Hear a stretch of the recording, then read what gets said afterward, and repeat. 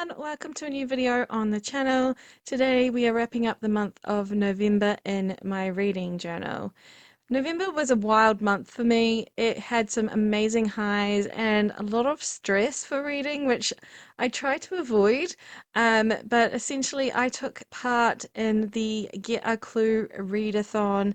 I think it was held by Rainy Reads or Rainy Blue. I will put the account on the screen as well as in the description below.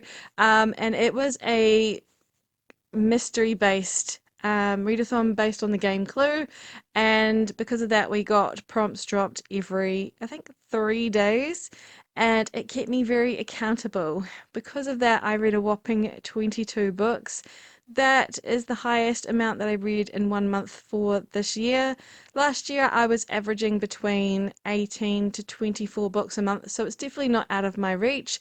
But last year I also didn't have a lot going on like I did this year, and also um, preferred to read more, as in I didn't have a really good balance with my other pursuits in life.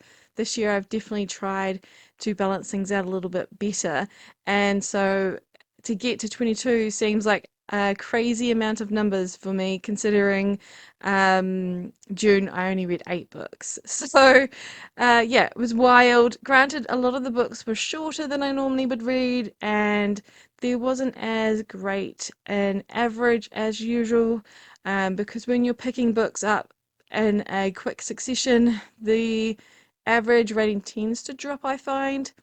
So, whilst there were some amazing books read over November and I had a great time, it was like a mixed experience. Like, sometimes it was more quantity over quality, if you get what I mean. So, we are now working on the stats page. As you can see, I am way too zoomed in for some of this, so I do apologize. That's a little bit off camera at points. I also had to work with the fact that the collage would be bigger since there were more books to fit into it. So I couldn't do the spacing that I normally do for the star rating. I normally do 2 grids up as well as across. But because of the spacing, I didn't have enough room to do that. So I just did the one for both. And I cannot stand this header being crooked. I am going to fix it off camera. I've only really noticed it now that I've been editing this video. But let's look at the stats, shall we? Like I said, I read 22 books. That worked out to be 7,160 pages read. My average was 3.68. I managed to complete 4 arcs. I purchased 5 books. I hired 9 from the library. I read a total of 14 different series, 5 standalones. I did DNF 1 book. In the physical books I read, let me see. I've got these notes beside me, but they are not showing up. Where is it? Nope. Okay, we'll do it from the screen. 4 physical books, 6 ebooks, 12 audiobooks, and no mixed books this month. So you can see I heavily relied on audiobooks. For type, I had 15 novels, 5 novellas, and 2 graphic novels. And for audience, I had 14 adult and 8 young adult. There were no new adult or middle grade. So there is the collage getting put in. Again, zoomed in too far so you can't even see it. My favorite read of the month was actually quite hard to choose. Of course, it ended up being A Curse for True Love by Stephanie Garber in the end, but I really did enjoy The Witch Would Not, which was another one of the books I gave 5 stars to by Olivia Atwater. It was quite hard for me to choose between the two of them, but ultimately I have waited so long for book 3 in the Once Upon a Broken Heart series that it kind of felt like a given to be the top book of November since I read it over that month. The least liked book was Right Girl, Wrong Side by Jenny Bard. My end of November reading update is up on the channel if you want to find out a bit more as to why I didn't enjoy that book. Long story short, it was really childish.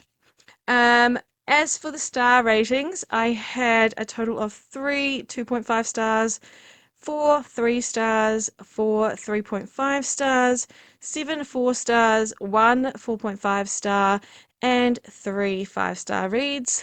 I read a total of 12 fantasy, 8 romance, 1 sci-fi, and 1 erotic novel. Again, not something that I normally read, and you can find out what I gave that in the reading update. I'll make sure it's linked for your perusal. Uh, I had a lot of fun filling in these graphs for a change because they were very unique in height at some points.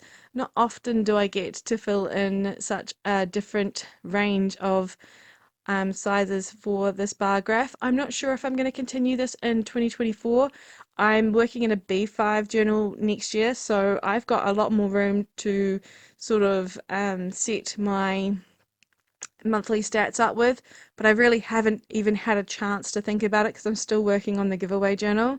It's definitely become a labor of love, but that means I am going to be behind in setting up for 2024.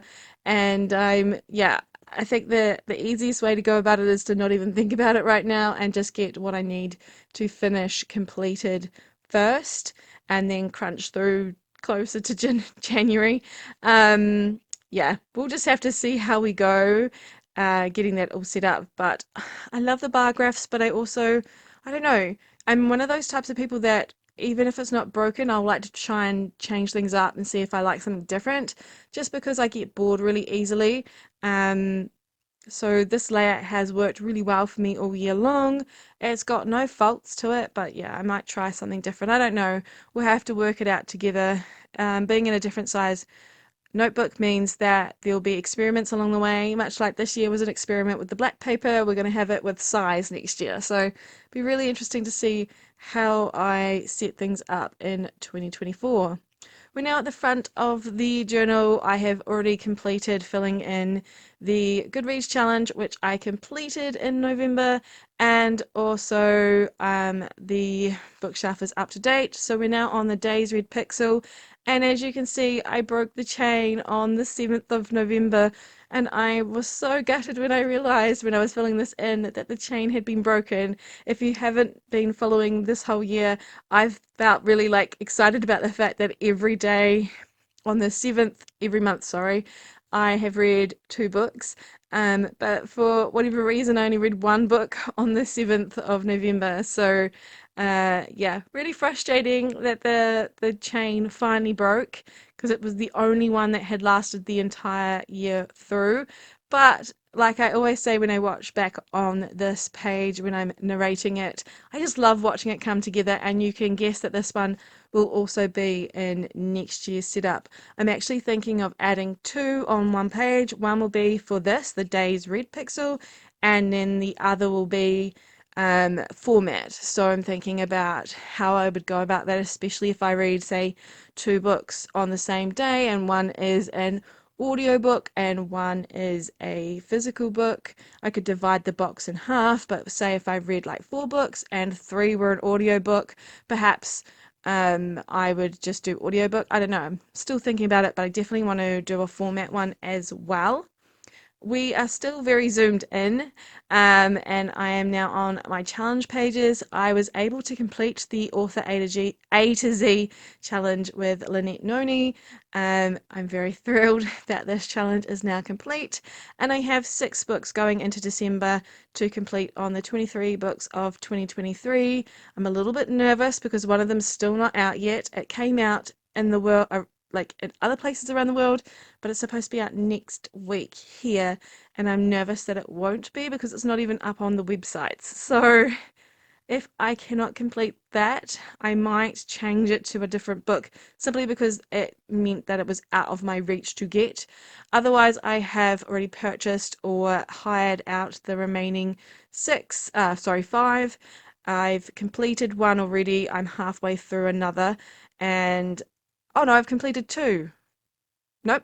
Sorry, I've completed the TBR today, tonight, tomorrow book. But I've completed one other book on the 23 books of 2023. It's been a little bit of a chaotic week for me. Something very out of the ordinary happened, so I'm trying to remember everything and it's a little bit fuzzy.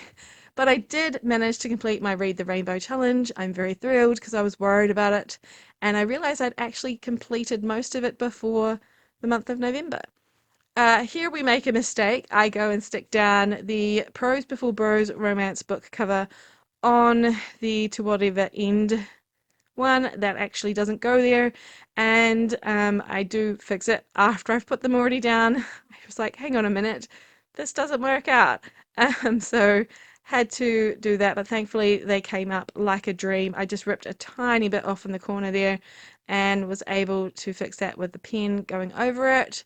I can give you a heads up that as I record this narration, I have already DNF'd A Hunger of Thorns, so I am completely done with book club for the rest of the year.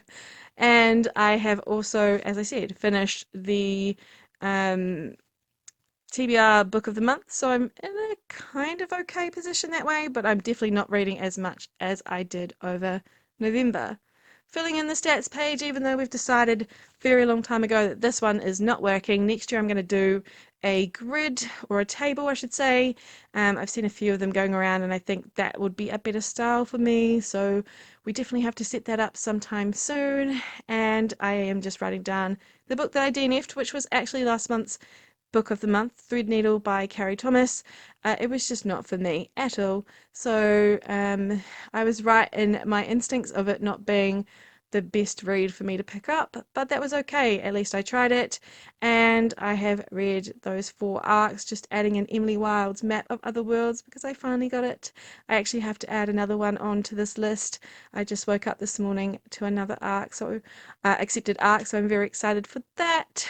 Onto the series tracker. I completely forget Once Upon a Broken Heart is right there in front of me, and it takes me a while to come back to that, but there were a couple of series that I was able to complete and or add to. So Lore Olympus, I read 2 of the graphic novels of that, volumes 3 and 4, and I also have just finished, for this side of the month, not November, a novella in the Secret Shanghai series, so I've just gone and changed that there.